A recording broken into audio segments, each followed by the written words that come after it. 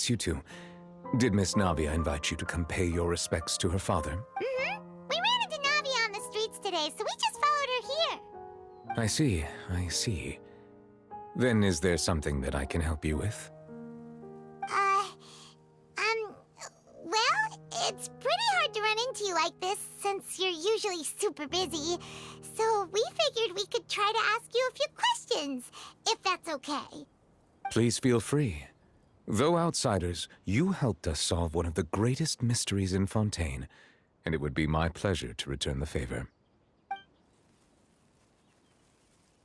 So, at court, the bad guys referred to that special water as water from the primordial sea, but what is it really? Truthfully, that name is already quite accurate. I can only surmise that Vacher and his ilk only learned of its nature and existence after extensive research. There used to be a special sea on the surface of this planet.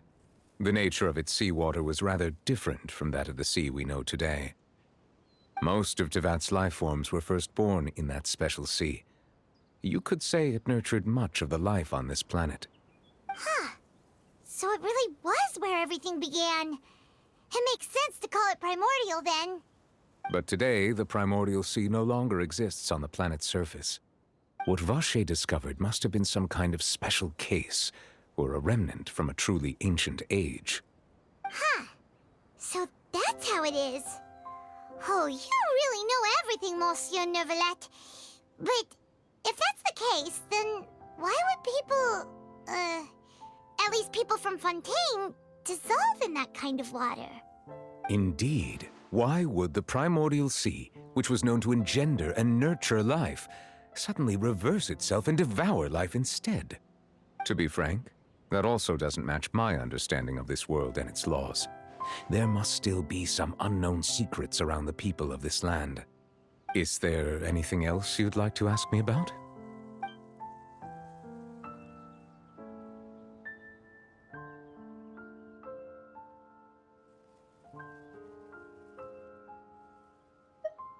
That the sea levels will rise and everyone will be dissolved in water, leaving Farina crying alone on her throne, but the sins of the people will be finally washed away for good.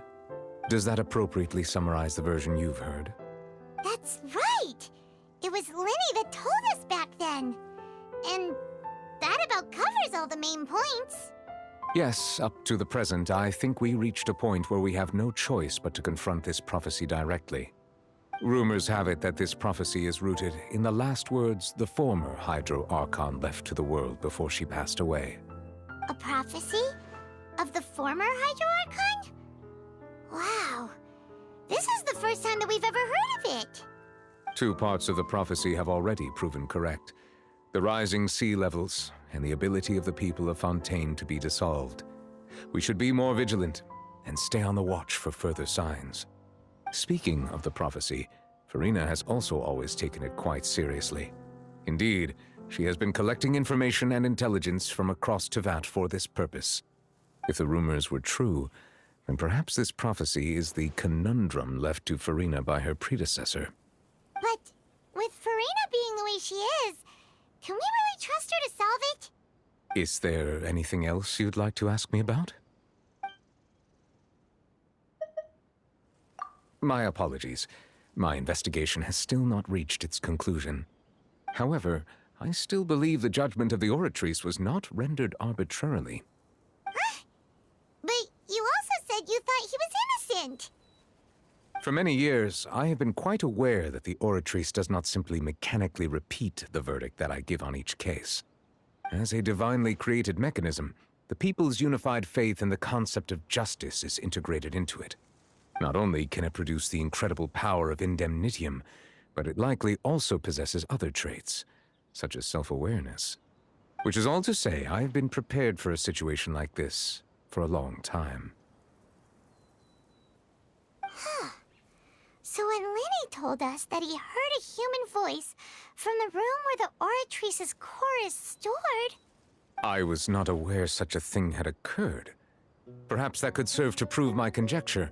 I will add that to the list of items to investigate.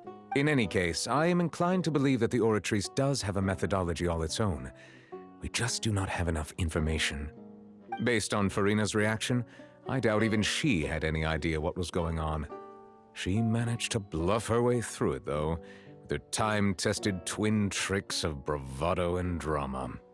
While we do intend to get to the bottom of this, for now, we regret to say that the Fatui Harbinger will just have to bide his time in the fortress of Meripede. If we did incorrectly convict him of crimes he did not commit, we will most certainly compensate him to the fullest extent allowed by the law. If you ask Paimon, the only compensation he'll want is a no-holds-barred fight with you. Is there anything else you'd like to ask me about? Your sibling, another blonde-haired traveler. I'm sorry, but I've never seen anyone who matches that description. If he ever stepped foot in Fontaine, I'm sure he followed our laws to the letter and had no reason to appear on the stage of the opera Epiclese. Is there anything else you'd like to ask me about? Very well. It was my honor to provide you with what answers I could. I very much enjoyed conversing with you. It will soon be time for me to leave this blissful tranquility behind and return to Palais Memoria. You really are super busy, Monsieur Neuvilette. Paimon thought you only came here to pay your respects today because you had the day off.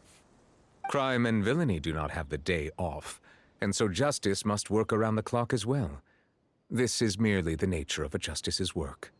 All right. You've got a point. Huh? Paimon just noticed that the rain has stopped.